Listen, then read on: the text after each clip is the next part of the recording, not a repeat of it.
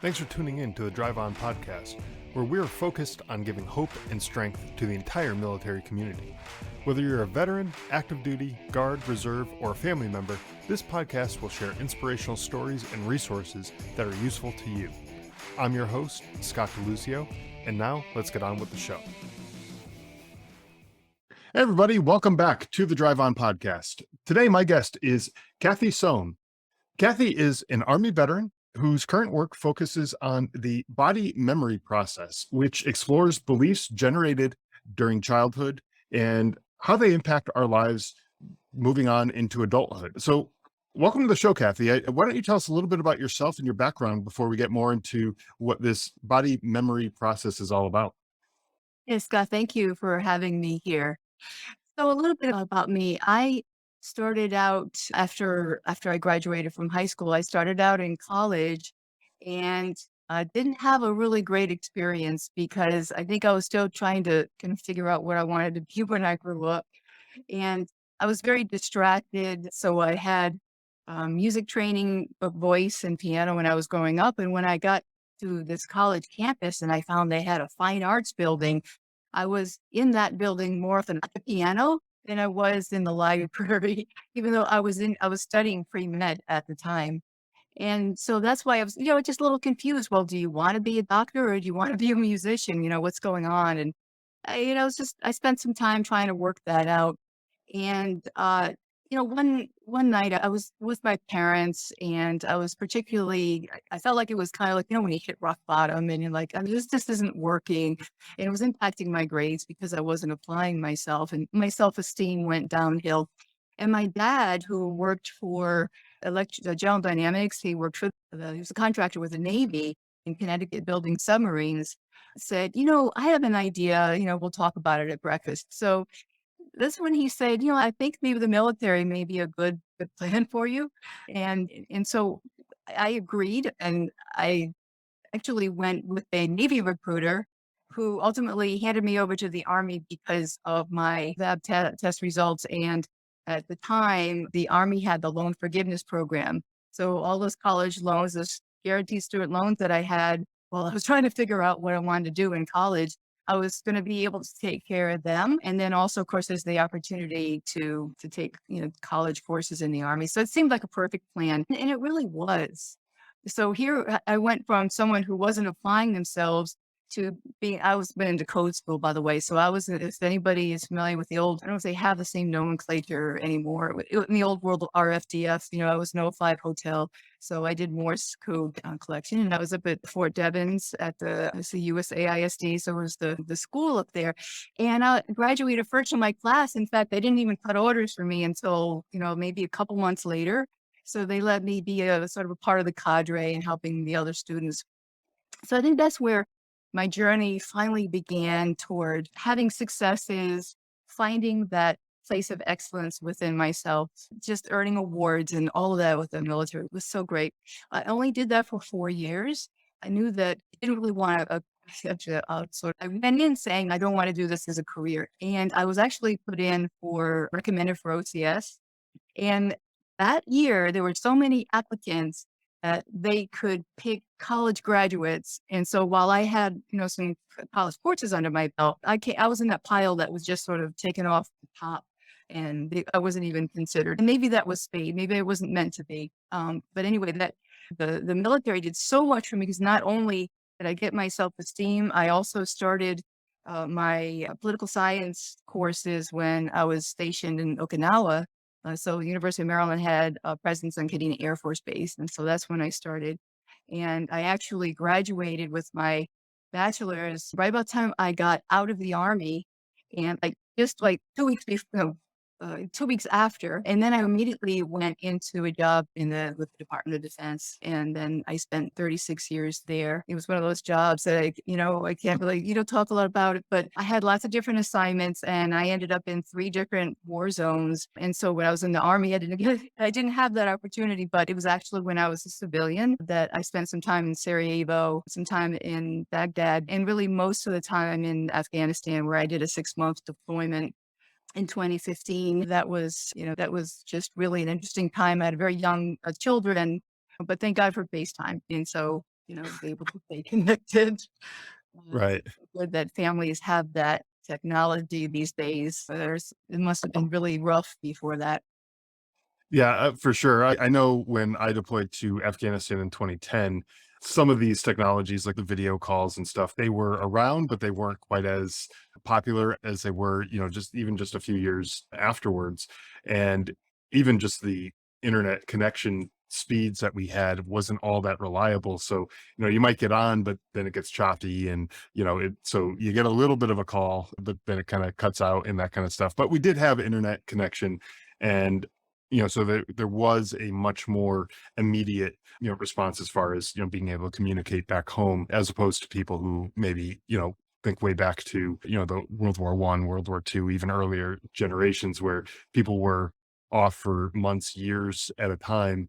And the only communication was just through written letters back home. And, that's just got to be hard to, communicate back home and, read about your children growing up and all the things that they've experienced and accomplished. And here you are on a battlefield, like, oh, wow, great. I just get this piece of paper and I don't even get to experience any of that stuff. It must have been a just completely different time, back then. I do feel fortunate that we exist in this time period, right? Yes, indeed. Yes.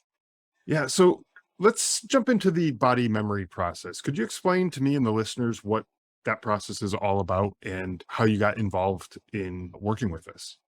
Absolutely. So first I'll talk about how I got involved, and then I'll kind of set the stage by talking about the sort of the problem that it addresses. And then I'll talk about the actual work of my memory process.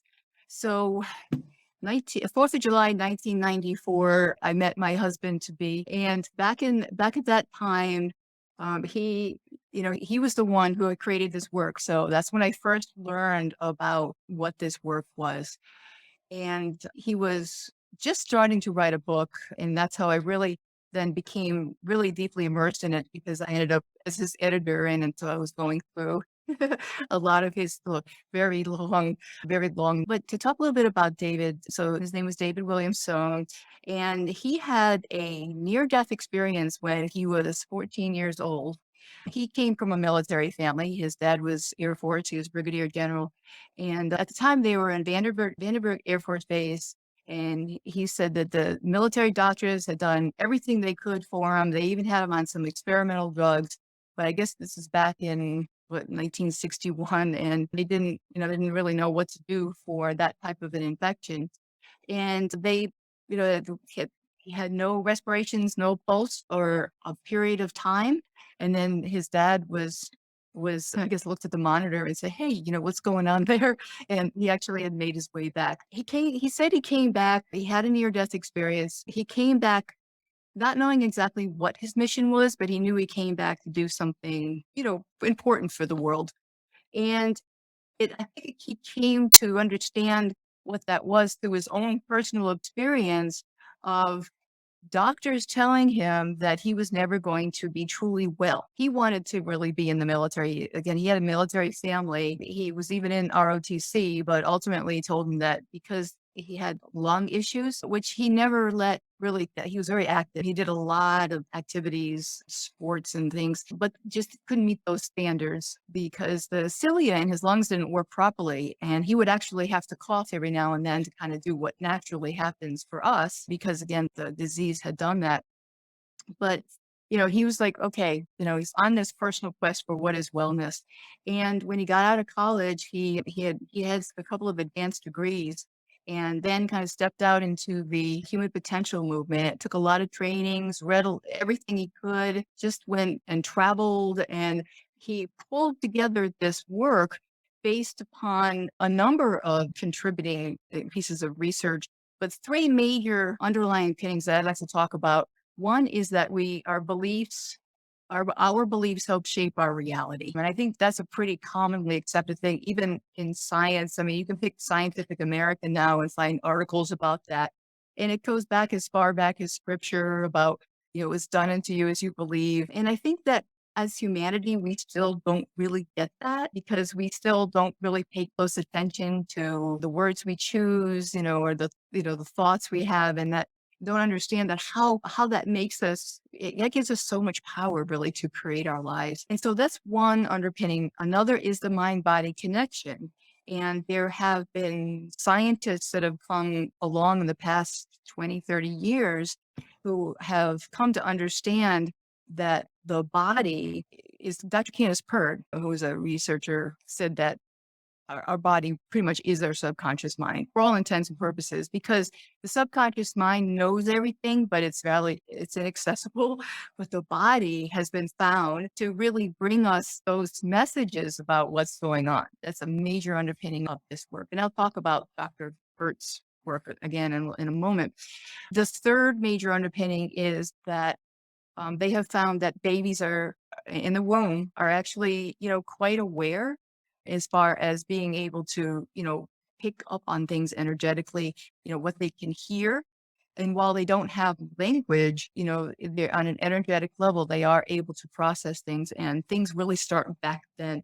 In fact, Dr. Bruce Lipton, if anyone is familiar with him, he wrote Biology of Belief, talks about how we are in theta state from the womb until about 7 years. That's the brainwave state of imagination and, emotions. And, that age group is really right for doing what I'll talk about in a minute. And that's like creating of these beliefs from, personal experiences. So that's really the third area about it is about babies and children. And so the work is, it sort of can be boiled down to simply when we are in that womb to 7 year state, we are forming our core beliefs. And we do this based upon often traumatic experiences, but they can be just highly emotional ones, not necessarily, the emotions don't necessarily have to be bad. So I'll give you an example of a actually sort of a good experience that actually can create what David termed a vow, which is basically a very strong belief, a very strong statement about life or myself or about other people. So say I'm 3 years old and I'm sitting on my daddy's knee and he's very busy. It's hard to get his attention. I don't know, maybe he's in the military and he's deployed a lot. But I've got, so now, I'm with him and I'm so excited to be with him. And he says to me, you'll always be my good little girl.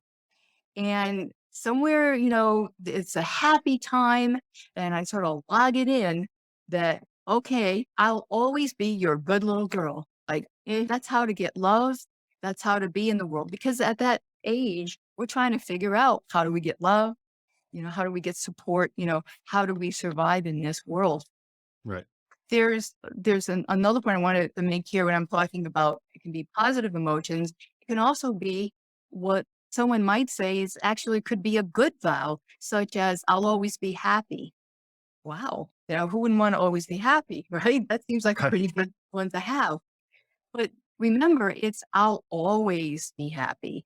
But there are times in our lives when it's not healthy to be happy. It's much healthier to grieve, to mourn, to give everything its due process. And so that's when, and as David would say, anytime we have something that we're not aware of, it's in our subconscious and it's running us, it's not good. It's not something that's life affirming. It's something that's actually sort of running the show instead of allowing us to have conscious choice in the moment, which is when we truly are powerful in our lives.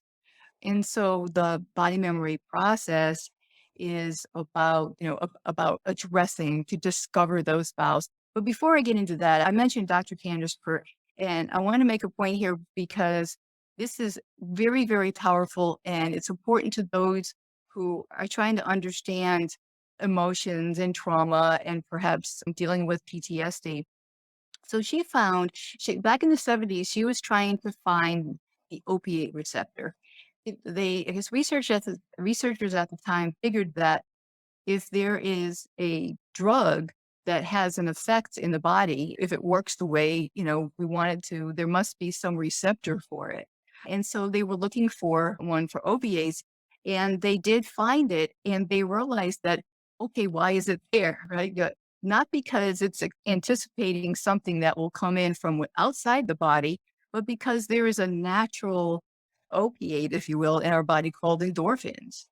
And so they started looking at this more and more, and they found that neuropeptides, neurotransmitters, hormones, everything has receptors in the body, all over the body, actually. So not just in one part. And so when we talk about the body as is basically our subconscious mind, you can start to see how emotions, and Dr. Pert said, deep trauma can put down deep roots in the body because that's how there's actually a scientific explanation for the mind body connection. That's why her work was so phenomenal because through the ages, lots of people have been talking about the mind body connection, but you had to be in that camp that was, well, there's science over here, and then there's this, well, we're not so sure. It's all based upon, you know, folklore and, just traditions that are, alternative medicine. Oh, but no, science all of a sudden was like, oh, okay, there really is a basis for this. And I think there was a big turning point there. People started to come along, like, I don't know if your listeners who are maybe trying to find solutions for PTSD have heard of Bessel van der Kolk, who wrote Your Body Keeps the Score. And it was actually after his work that I think the Department of Veterans Affairs started to pay closer attention to PTSD, and that it actually was, something that it was important to help people to deal with because, he was explaining how it was with trauma. It sort of, hijacks the brain, the part, you kind of remain kind of stuck more in that limbic part and not, not so much in the rational part, and that you actually do relive experiences. I think an experience maybe that civilians can relate to is I'm in a car accident maybe 3 years ago, and just before that impact, I could smell the rubber, I could hear the squealing of the brakes, and now it's 3 years later, and I'm witnessing a car accident right near me, and I can hear the brakes. I don't know if I can maybe smell the rubber, but there's all of those that sensory input, and I'm right back in the middle of my own experience. That's how it works, and, it's very powerful stuff. And so, if people are dealing with trauma now, a big key is how we were able to deal with it as children.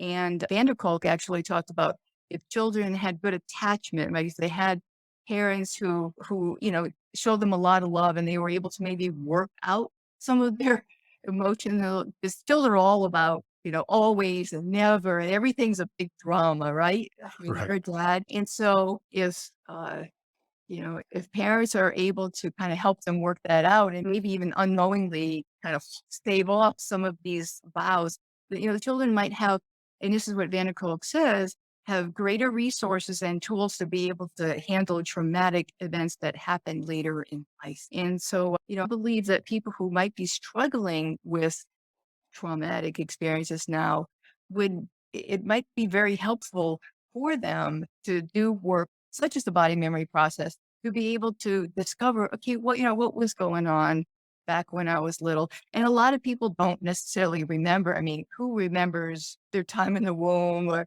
their Right. birth? Or you get a rare one that comes along, and there's been some researchers that talk about that, or even early childhood. But it's not about what you were in your mind. It's the body that's going to give us these clues. So your body is hanging on to these traumatic, or I don't want to say traumatic because they're not all traumatic, like you said. Sometimes they're just maybe just out of the ordinary, whether they're a really good experience that someone had and you can hang on to that. Yeah, Yeah, an emotion. emotional, one way or the other. It could be a bad emotion, it could be a good emotion, it could be traumatic, it could be just a really happy occasion or something, right? And your body hangs on to these over time. And like you said, a lot of times we don't remember the specific incident or you're too young. You're not going to remember the day of your birth, most likely, right? But we might also block out certain things, traumatic things that have happened. Our minds can play those tricks on us where we block out those things, but our body still hangs on to those memories is what I'm understanding, right? And does that cause like tension or pain or Yeah, something in the body? Is that like, how does that work? absolutely. So I'll talk about that in a moment. I do want to, at this Okay. point, I have a few vows I'm going to read here that I have sort of handy Mhm. because I think sometimes if you hear what some of them sound like, you can go, oh yeah, that kind of makes sense. And remember yeah, it's not necessarily trauma, even though often it is. It's the emotion. These that I'm going to read are largely about traumatic experiences. So fear can generate vows like this is scary, there is never enough, alone is safe. Guilt, everything is my fault. I must be doing something wrong. Everything changes because of me. Despair, they don't care about me. Nobody listens to me. Nobody wants me. And loneliness, everybody leaves me. They don't need to love me. I'm okay. Or, I'm always alone. And, I work with kids in the foster care community. Because they are so deeply traumatized. I work with their parents actually to teach them how to work with these kids, hopefully to help them from not having so many of these vows that it really sets them up for a difficult life. And, these are, you know, largely about, that type of beginning. But not all of the vows, again, are quite so kind of dramatic and about, such a traumatic beginning in life. There can be some that are, just related to something that was important to the child at the time. And they're like, okay, this is the way to be. So you asked about where they show up, in the body. So they have found Louise Hay talked a lot about, she wrote You Can Heal Your Life, had a map. We have a map in the body memory process too, which I'll talk about in a moment. Guilt is often felt, in the hip areas. So that's one place that can show up. Fear and despair and loneliness, all those kinds of emotions tend to be kind of at the root chakra. So the body map that David put together for this work is based upon the energy system of the body. If anyone is familiar with the chakra system, it comes from the sort of the Eastern Ayurveda and like the Eastern side that has been working with sort of body medicine and body with energy for a long time. And so if there's the root chakra, which is about being here now. This is my connection here to being in this world. And it tends to sort of to deal with those basic energies about kind of like if it's familiar with Abraham Maslow, the hierarchy of needs and about those basic needs being met. And then as you progress up the body, there's the creative chakra that's in the lower abdomen. The solar plexus is about personal power. The heart is about love. The throat is communication. In the middle of the forehead is intuition.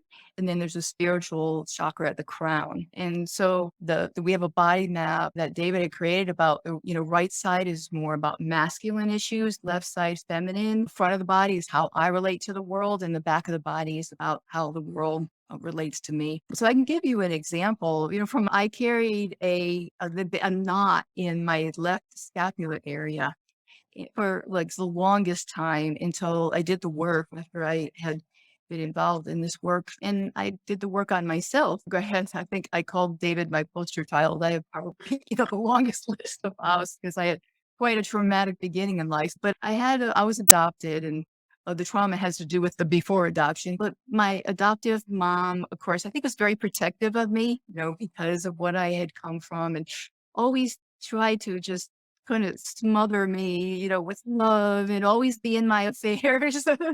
And so that didn't sit well with me, I think, because especially as became an adult. And so this pain and tension in my back was, if you look at the map, left side, powerful female in my life, it was about how she was relating to me.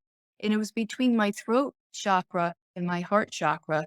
And it decoded to about how a powerful female in my life was expressed love to me. It's like, whoop, there it is. There, hi, mom. There Right. you are. And so yeah, when I did the work on myself, I had a whole bunch of stuff from my birth trauma from my birth mom. And then there was like all the stuff that came along with my adoptive family. So yeah, yay. Whole lot to work on. Well, um, but having a map like that and being able to look at the specific areas, like you said, you had that issue on your kind of shoulder area that's kind of right between the throat, the heart, kind of almost dead center in between the two, right? And it helps you kind of pinpoint what areas to focus on, right? Because it's bothering you enough to the point where it's causing you that discomfort. And it's like, okay, well, let's focus on that because obviously it's an issue, right? And so by having a map like that, that might help identify some of these issues that people are coping with, right? Right. From their childhood. Right. So I'll talk about the body memory process now, and I'll factor that in. Exactly what you said is right on. So in the discovery part of the process, so it's a discovery process and then a homework process. For discovery, there's really two ways to get at, what's really going on. One is sort of an objective phase where you're actually kind of looking outside the body for answers. And then there's the subjective, which is what you just talked about. I have a video with a multimedia course that I have that kind of walks you through. It's almost about an hour long and walks you through a whole series of questions. David used to say, questions begin thought, right? The questions are very powerful to kind of get at, you trying to discover something. And if mom's available, yay, because that's, she'll hold a lot of those answers. And a lot of people find that they'll talk to mom and she's like, well, yeah, this happened, but gee, I almost forgot about that. And I didn't think it was important. But now I'm an adult. This is going on. And wow, what was actually going on for mom back then? It's affecting my life now.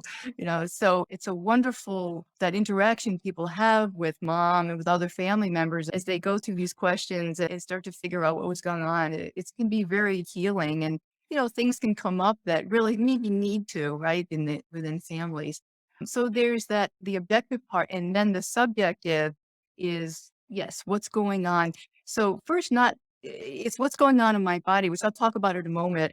It's also what's going on in my life. So, Dr. Lipton, Bruce Lipton, I talked about earlier, talking about how he calls it programming, those core beliefs until we're 7 years old. And he says, you want to figure out what's going on, take a look at your life, what's working well, what's not, just take a real good inventory across. So not just health, which again, we'll talk about the body in a moment, but also relationships, finances, what's going on with my career and with our veterans, maybe how well am I, integrating after leaving military service, right there. We can take a look at all of those areas that may be causing us some anything from just kind of, it's a little bit annoying all the way to, wow, this is a really huge problem, right?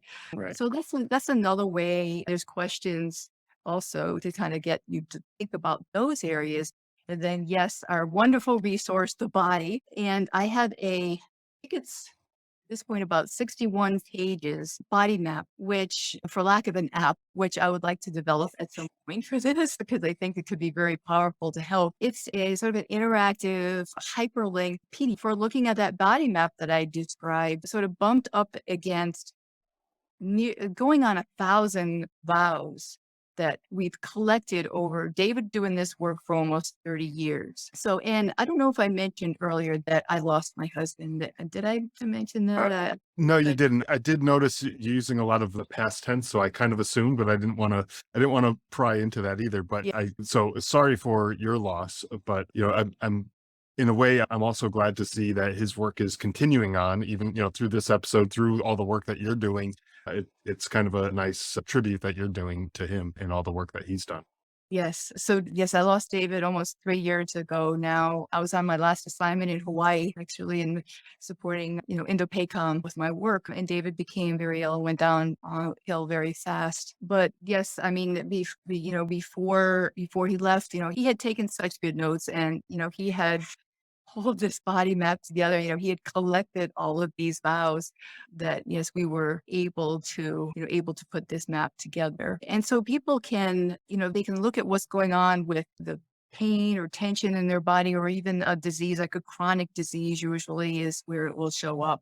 Acute issues, you know, they say that even like the body's giving you a message, even if it's an acute problem, but that tends to come and go quicker. You may or may or not get the question, the issue that's going on. And sometimes, we get those acute issues, and then over time, maybe things start showing up more chronically because we're not listening to the message, right? So, I personally believe that things start in the body as imbalances. right? Water, electro, any number of systems that are supposed to be in balance when we're paying attention to our drinking water and our eating and our environment. And then then we start getting these little messages. And then the disease, if something blows into a disease, it's because, all of these other more gentler ways of telling us that there's something going on or we haven't been listening. And so that's all the different ways to figure out what's going on. And then when you go, okay, I've got low back pain and I don't know, I've got when I say I have diabetes or I have some type of I have migraines. By the way, I'll talk about that in a moment. It's an interesting thing a pattern that came out of David working with clients who have migraines. I'd like to mention that in a moment.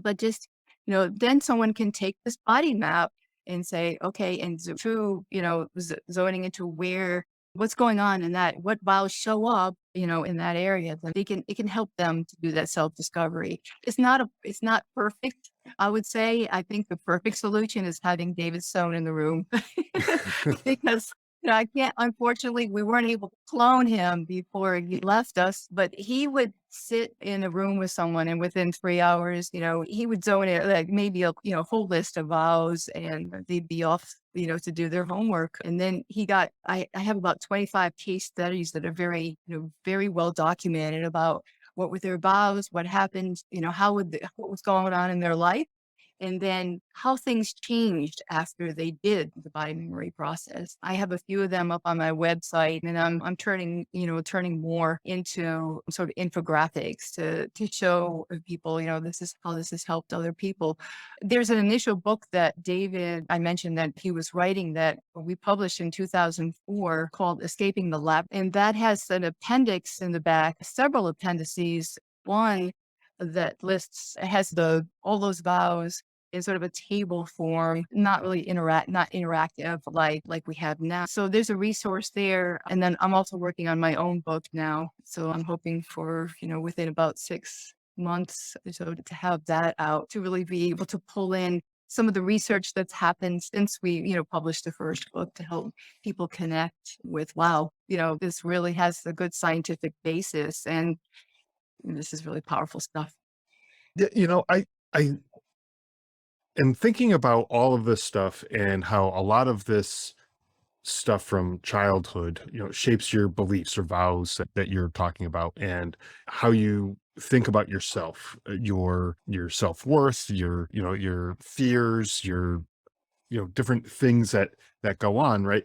And now I'm thinking about the veterans, because a lot of the people who are listening to this are either veterans or their loved ones or, people like that. And specifically thinking about these people, I'm trying to make the connection here between some of these maybe childhood traumas or childhood emotional events that take place and how that can influence future things like someone developing PTSD from experiencing a traumatic incident, like maybe in combat, for example, and how that then can lead to other issues that come along with that very often, things like substance abuse or the suicide epidemic or any number of other issues that seem to impact this veteran community. I can almost seem like it's like a little spark in childhood, and then it kind of balloons out into a much, much bigger issue when you start dealing with adult traumas in terms of, combat, or it doesn't have to be combat. It could be any other, major event that maybe trigger some of these beliefs and other things that you might have going on in your mind and your body later on in life. So has there been any work kind of talking about that correlation between those? The correlation that really makes sense to me and that what seems to come up in the lives of the clients that we've worked with is that these things happen in our lives to help us to bring up what needs to be healed. And so when you have someone who has this, trauma from childhood and they've grown up to be, they become, a soldier and they go off to war and they're in that type of an environment that is so ripe for just bringing all of that stuff up. I would say that is for them, that's their journey. That's part of their journey to be able to bring up what needs to be healed in such a, um, When I say ideal way, I'm not saying that war is ideal or anything, because war stinks. Right. But unfortunately, because we need to deal with it, for someone to be able to be in that environment, that's sort of a almost a like a really kind of perfect way to be able to access their own trauma, but and to be able to once and for all to deal with it and heal it. And again, of course, they need to have the tools and the resources then to understand what's going on. And unfortunately, before a lot of this research has come along, people were kind of left with not even being believed, like they're just told to get over it, right? Oh, you're home now, get over it, right? Okay, great, thanks. That doesn't do me Yeah. any, because I have these very real things going on. My family, is experiencing it all with me. There's so much. And so, yes, I think that's really what's going on, because then you have other circumstances where people are experiencing trauma as adults that just shows up a little different. It might come up in their dog, and they kind of end up, so what they, I guess they used to call it shell shocked, right? So people feeling shell shocked from a boss, and that boss is bringing up, well, a lot of times it is about dad or mom, because when we're birth to 7 years, well, gee, they're all around all the time. Yeah. Well, it's just a fact of life that they're the ones who are going to have that heaviest influence. And so again, that's that real, if you're trying to figure out what's going on, look at them, and if they're around to talk to, great. If they're not, just talk to older siblings or whoever really remembers them well to help you figure out, yeah, mom had a tendency to kind of like stuff her feelings in and then explode. I mean, just examples like that. Sure. Wow, that's no wonder, I've got this going on. Right, exactly. And the way when you were talking about this, the way I thought this process is kind of like if you ever been to the beach and there's all the sand down underneath the water and everything like that. And when you go and like kick your foot under the water, it picks up a lot of the sand, right? There's this Right. big event that takes place, and it's normally the sand is just hanging out there. It's happy where it's at, and everything's equilibrium is it achieved and everything's just fine. But then this big foot comes and kicks everything up, and it just stirs up a whole cloud of sandy dust or whatever you want to call it in the water. And I sort of think about that like these childhood memories and the things that have happened in childhood. You've kind of figured out a way to just exist with them kind of sitting down there under the surface. They're there, but they're not super uh top of mind or anything like that. They're just kind of there. But then this big traumatic thing might happen. Something, if you're in combat, I'm just using that for an example. It doesn't have to be combat, but something traumatic happens to you, and that just kicks up not only the main emotion that is taking place right now of this fearing for my life or all these other traumatic things that might be occurring, but it's also kicking up all this other stuff that is coming along with it. That's kind of how I envisioned it as I was hearing you speak about this. Yeah, that's a beautiful analogy. I might use that sometime. I think it's Yeah, a really, please do. really great way to describe it. So I've talked about the discovery side of the body memory process. I'm going to talk about the homework now for a moment. I want all your listeners to know that there's so much hope. There really is so much hope. And you are powerful. Always know that you have so much power within yourself to change. We're not, David used to say, well, the bad news is you created it. The good news is you created it. And so now you can create something new. The whole sort of philosophy of if you will, of how David put together the homework is about emptying what he calls emptying the cup. The cup is full, you can't put anything else in it, right? If I like to talk about the story of the master and the student says, master, I want you to teach me everything you know. And the master is pouring the cup of tea, and it pours over outside the cup. Master, my cup is full. Yes, so is your mind. I can't teach you anything, right? Okay. And so David created the homework for the body memory process based upon the idea of emptying the spiritual, the physical, and the mental cup from what was going on, right? So the whole idea is you've done the discovery work, and you may not have discovered every single vow that you have he said that, the whole the great thing about this is once you have the tools, once you know the process, you can use this whenever you need. It'll be like, oh, wow, that like every once in a while, I'm trying to think, I was driving somewhere recently and with my kids, and I said something and something like, well, I'm not just gonna I'm gonna say it like it is. I'm not just gonna keep my mouth shut like a good little girl. Or I'm like, whoa, where did that come from? Right? And so, but what you start to do is you all of a sudden your awareness is increased that, oh wow, about what I say, I am was, and then you can hear yourself saying something and go, well, there's a vow right there. I'm gonna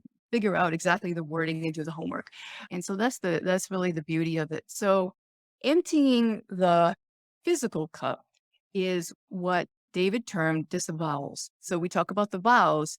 Now we do disavowals. Now, if you think about the whole idea of a disavow is to deny any right, if you deny any responsibility, and so what you are doing is changing the energy there. Like, so this is the wording. So I have a vow, nobody wants me, right? So I disavow, nobody wants me. And, you feel it. There's the emotion when it was created. You put the emotion in. Now that because, well, because that's not true. It might have been true for the child, but now I'm an adult and I know that, yes, I have family, I have friends. That's something I decided back then. And so it's 2 or 3 times a day. I disavow whatever the vows. You have a list of 20, you go down to, your list of 20. And, it's not difficult. It's about committing to the process. So if you skip a day, you start over because you're actually, you talk about the energy being in the body. Well, you're actually, emptying, you're changing, it's about this at a cellular level, you're actually in the body renews itself. So if the body has that, same old information, it's going to hold on to that. What you want to do is let that go so that you can create in the moment as an adult.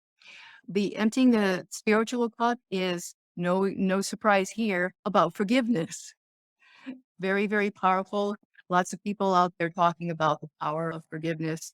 So there is a process for that. And then there is an affirmation process that's a little bit different than the affirmation process that others may be familiar with. So, okay, I want you to say, I'm a powerful woman. Okay, so, every day make that statement.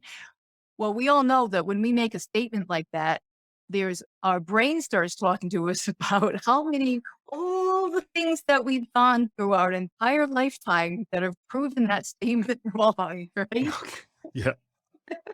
It's like, I recorded it's like, gee, I don't remember what happened but all of a sudden I make a statement like that and all these things start coming up that I remember actually in all these memories of all of these maybe bad experiences. And so the process is about working with pen and paper, kind of getting all that down and being able to sort of work that out, get it all down, and that's a process that is about when you're complete with it. When you're complete with it, then it's done. Maybe you take on, you work with a different affirmation. So, that's the body memory process. And then along you have what comes along with that is not only, healing for what it is that I've decided that was getting in my way, with what these vows are, but then an awareness that you go forward with that is so valuable. If you're a parent, you will interact with your children differently. I had an experience recently where I caught myself saying something that I was like, ooh, that could be a vow. That could turn into a vow. Because the message I was giving my daughter was that money was more important than her opinion, right? So I was going to have to throw this away because she didn't like it. And I got upset about that. And then I realized that, she's watching me and she could get the message, my opinion doesn't matter or, money's more important than what I think or something. And then in her adult life, that could have a negative impact. And so, you just develop this awareness. And then, like I said before, you have these tools that you can, not only help yourself, but, you can help others as well. I'd like to say here too, I am looking for people who are interested in doing this work on themselves first, because that would be a requirement is do the work on yourself first.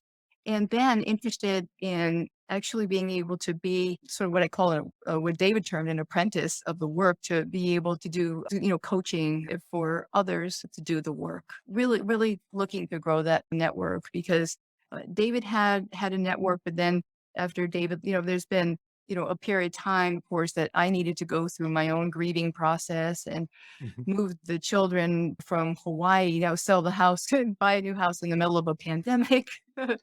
So so the work right now is, largely about, like what I'm doing now, really getting the word out. I've been refining and refining the multimedia course to be able to scale this so that people can do this and do this on their own. Again, because they don't have David, Sohn to do this with them. You can do it, right? Anybody can do this on their own. So, but I am, sometimes it is important. Everybody can use a coach, right? Coaches are important. That's why there's so many life coaches out there to very specifically coach people through this process. So Sure. feel free to contact me, please, if you're interested in that. Yeah, and where can people go to get in touch with you if they're interested in, like you said, becoming an apprentice or a coach, or even just for their own benefit to, go through this process of you have that course that you have available as well. Where can people go to find all of this and get in touch with you if they're looking for more information? Sure. So my website is bodymemoryprocess.com. So all together, bodymemoryprocess.com. And you can also reach me an email at info@bodymemoryprocess.com. And the website has a lot of information. There's an ebook, a free ebook download there. It's about 34 pages that gives you, all kinds of, background, pretty much what I talked about here and maybe some more. And, links to the course, lots of information on the website. So yes, please do. I have a 20-minute free consultation. If someone's just kind of wants to dip in a toe, that's perfectly fine, and happy to talk to anyone and help. Well, that's great. And I will have links to that and more in the show notes. You mentioned a couple books throughout this episode. I'll have links to those as well in the show notes. So people who are interested in checking those out, they can find those pretty easily. And I wanted to thank you, first off, for joining me and the audience today to share this process, but also for continuing the work that you and your husband have done for all those years and continuing it on, because I think it's one of those things where, especially on this podcast, we like to talk to people about different approaches to solving certain problems, things that people are dealing with and trying to cope with. And there's no one size fits all solution. The veterans who are listening to this, they very often are in the VA system and they're dealing with whatever the VA has to offer, but that may not be the solution for them. And so having other approaches like what you're doing here with the body memory process is just, again, another example of there's something else out there for you that you can try, you can apply to your life, see how that helps, and hopefully it does help and you can move on and have a happier, healthier life without the burdens of, the past childhood traumas or even current things that happened more recently. So, I want to thank you for all of the work that you've been doing and for sharing it with us today. So thank you. Thank you. And thank you for having me here. It's really been a lot of fun. Thanks for listening to the Drive On podcast. If you want to check out more episodes or learn more about the show, you can visit our website, driveonpodcast.com. We're also on Instagram, Facebook, Twitter, LinkedIn, and YouTube at Drive On Podcast.